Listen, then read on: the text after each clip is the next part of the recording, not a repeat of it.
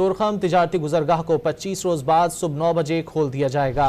पाकिस्तानी जिरगा सरबराह जवाद हुसैन काज़मी ने आगाह किया कि तोरखम सरहद पर फ्लैग मीटिंग का इनेकाद किया जाएगा, जिसके बाद तिजारती गुजरगाह खोल दी जाएगी। मीडिया रिपोर्ट्स के मुताबिक तोरखम सरहद पर मुतनाज़ा तामीर के खात्मे पर अफ़गान हुक्काम रजामंद हो गए हैं, जिस पर पाकिस्तानी हुक्काम ने इत्मीनान का इजहार किया है। JCC इजलास तक फायरबंदी जारी रहेगी। पाकिस्तानी जिरगा सरबराह जवाद हुसैन काज़मी ने आगाह किया कि तोरखम सरहद पर फ्लैग मीटिंग का इनेकाद किया जाएगा, जिसके बाद तिजारती गुजरगाह खोल दी जाएगी।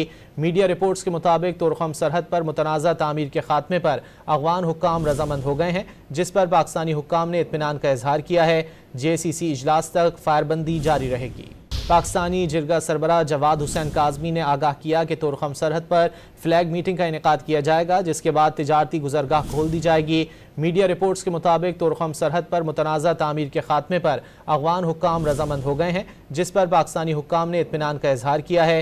JCC इजलास तक फायरबंदी जारी रहेगी।